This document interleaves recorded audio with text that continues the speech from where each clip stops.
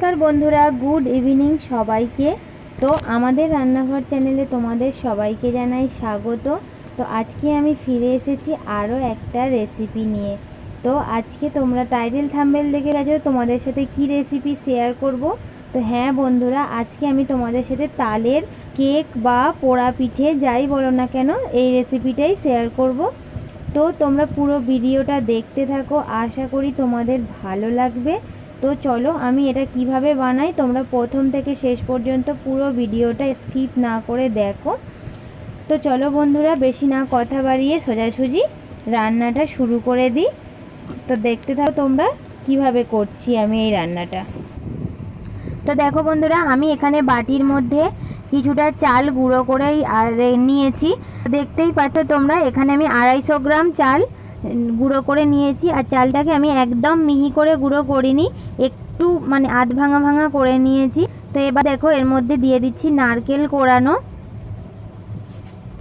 আর দিয়ে দিচ্ছি চিনি। আমি চিনিটা অল্পই দিলাম, কারণ দেখো এখানে আমি কিছুটা বাতাসা নিয়েছি।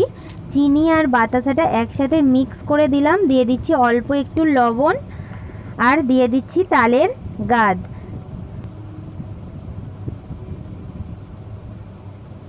তো দেখো আমি এতটাই তাল দিলাম, যদি প্রয়োজন হয় আমি অবশ্যই পরে দেব। তো এবার এটাকে দিয়ে খুব ভালো করে এটাকে মেখে নিতে হবে। আমি এখানে কিছুটা বাতাসায় ব্যবহার করেছি, তোমরা চাইলে পুরোটাই চিনি দিয়ে করতে পারো বা গুড় দিয়েও করতে পারো। আমার কাছে গুড় ছিল না, তাই আমি ভাবলাম একটুখানি বাতাসা দিই অর্ধেকটা, তাহলে কিন্তু এর কালারটাও অনেকটা সুন্দর আসবে আর কিন্তু টেস্টটাও একটু অন্যরকম লাগবে। তো আমি ওই জন্যই কিছুটা বাতাসা আর কিছুটা চিনি দিয়েই করলাম। তোমরা অবশ্যই দেখো, করে ভালো লাগবে। দেখো এটাকে আমি খুব ভালোভাবে অনেকটা সময় নিয়ে প্রায় মিনিট ধরে ভালো করে মেখেছি। তো দেখো আমার আর তাল দিতে লাগেনি, যেটুখানি দিয়েছিলাম প্রথমে ওটাতেই খুব ভালোভাবে ডোটা তৈরি হয়ে গিয়েছে। তো দেখো আমি খুব ভালোভাবে এটাকে মেখে নিয়েছি। তো এবার এটাকে আমি চাপা দিয়ে 10 থেকে 15 মিনিট রেখে দেব, তারপরে এটাকে বসাবো। তো দেখো বন্ধুরা, আমি একটা প্রেসার কুকার নিয়েছি, তার মধ্যে দিয়ে দিচ্ছি জল। দেখো আমি খানিকটা জল দিয়ে নিয়েছি, আধ গ্লাসের মতো জলটা দিয়েছি। দেখো এতটুকু জল দিয়েছি, তো এতেই কিন্তু আমার হয়ে যাবে। তো এর মধ্যে আমি এবারে একটা কলা পাতা বড় সাইজের নিয়ে ভেতরে খুব ভালোভাবে এটাকে দিয়ে দেব। তো দেখো আমি খুব ভালোভাবে কলা পাতাটা দিয়ে দিয়েছি। তো এবারে আরও একটা কলা পাতা নিয়েছি। এবারে এর ওপরে খানিকটা অল্প একটুখানি তেল, সাদা তেল আমি দিয়ে নিলাম। বেশি দেওয়ার দরকার নেই, 2-4 ফোঁটা দিলেই কিন্তু এটা ভালোভাবে মাখানো হয়ে যাবে। জাস্ট কলা পাতাটাতে একটুখানি লাগানোর জন্য নিয়েছি, ব্যাটারটা ওতে কোনোভাবেই লেগে না যায়।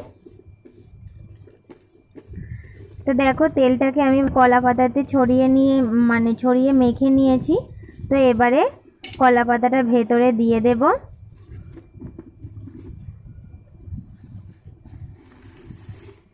দেখো এই কলা পাতাটাও খুব সুন্দর করে দিয়ে দিয়েছি। এবারে ব্যাটারটা এইভাবে অল্প অল্প করে ভেতরে দিয়ে নেব। আমার কিন্তু চিনিগুলো খুব ভালোভাবে মিশে গেছে 10-15 মিনিট রাখার পর। তো দেখো এইভাবে আমি কিন্তু ভালো করে ছড়িয়ে হাত দিয়ে করে খেলিয়ে দিয়েছি, যাতে খুব ভালোভাবে চারিদিকটা সমানভাবে হয়, খুব ভালোভাবে তৈরি হয় জিনিসটা। তো এবার ওপর থেকে আরও একটা কলা পাতা নিয়ে আমি ওটা চাপা দিয়ে দেব। দেখো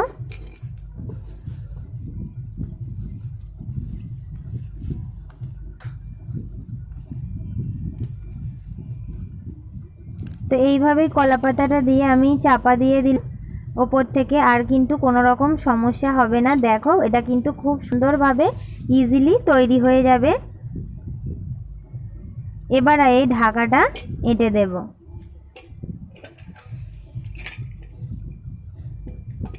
তোমরা অবশ্যই একটা জিনিস খেয়াল রাখবে, প্রেসার কুকারের এই যে সিটিটা, এটা কিন্তু অবশ্যই খুলে দিতে ভুলে যেও না, তাহলেই কিন্তু যদি খুলে দাও সমস্যা হয়ে যাবে। তো দেখো আমি ভালো করে এঁটে সিটিটা খুলে আর গ্যাসের ওপর বসিয়েও দিয়েছি। গ্যাসের ফ্লেমটা কিন্তু এখন একটুখানি জোর দিয়ে দিয়েছিলাম যাতে গরম হয়ে যায়, তারপরেই দেখো একদম লো ফ্লেমে করে দিয়েছি, একদম কম করে দিয়ে এবার এটাকে 1 থেকে 1.5 ঘন্টার মতো হতে দেব। তো চলো বন্ধুরা ফিরে আসছি 1 থেকে 1.5 ঘন্টা পরে। তো দেখো বন্ধুরা এটা প্রায় 1.5 ঘন্টা সময় নিয়েছে হতে। তো 1.5 ঘন্টা পরে এটা কিন্তু পুরোপুরিভাবে তৈরি হয়ে গেছে, এতটুকুও কাঁচা নেই কিন্তু কোথাও। দেখতেই পাচ্ছ তোমরা খুব সুন্দরভাবে, হয়তো একটু এবড়ো খেবড়ো হয়েছে তোমরা দেখতেই পাচ্ছ, তার জন্য কিছু মনে করো না প্লিজ। এরমভাবে মানে চারিদিকে হাত দিয়ে খেলিয়ে দিয়েছি তো প্রেশার কুকারে, তাই একটু এবড়ো খেবড়ো হয়েছে। বাট ওর কিন্তু এবড়ো খেবড়ো দেখতে খারাপ হলেও কিন্তু খেতে কিন্তু অতটাও খারাপ হয়নি। তোমরা অবশ্যই বাড়িতে বানিয়ে দেখো, কিন্তু খেতে খুবই সুন্দর হয়, এটা দারুণ লাগে খেতে। তো দেখো আমি তোমাদের কেটে দেখাচ্ছি ভেতরটা কত সুন্দর হয়েছে। প্রচণ্ড গরম, তাই আমি তুলতেও পারছিলাম না, এতটাই গরম, কারণ সবে নামিয়েছি তো, সবে নামিয়েই কাটছি, প্রচণ্ড ভেতরটা গরম। তো দেখো ভেতরটাও কিন্তু কোথাও এতটুকুও কাঁচা নেই, তোমরা দেখতে পাচ্ছ পুরোটা কিন্তু খুব সুন্দরভাবে সেদ্ধ হয়ে গিয়েছে। তো আজকের ভিডিওটা কেমন লাগলো বন্ধুরা অবশ্যই আমাকে কমেন্ট করে জানিও। আর যদি ভিডিওটা ভালো লেগে থাকে তাহলে অবশ্যই ভিডিওতে একটা লাইক করে দিও, কমেন্ট করে বলো আমাকে কেমন লেগেছে তোমাদের, আর অবশ্যই ভিডিওটা শেয়ার করে দিও। আর আমার চ্যানেলে যারা নতুন আমার ভিডিও দেখছো অবশ্যই বন্ধুরা আমার চ্যানেলটাকে সাবস্ক্রাইব করে আর পাশে থাকা বেল আইকনটিটাকে ক্লিক করে অবশ্যই আমার পাশে থেকো। তোমাদের সাপোর্ট ছাড়া কিন্তু আমি কখনোই এগোতে পারবো না। তো আজকের ভিডিওটা এখানেই শেষ করছি, ফিরে আসছি আরও একটা নিত্য নতুন রেসিপি নিয়ে। আর তোমরা অবশ্যই কোনো রেসিপি জানার থাকে আমাকে কমেন্টে বলো, আমি অবশ্যই চেষ্টা করব তোমাদের সেটা বানিয়ে দেখানোর। তো আজকের ভিডিওটা এই পর্যন্তই রাখছি, ভালো থেকো, সুস্থ থেকো তোমরা সবাই, নমস্কার।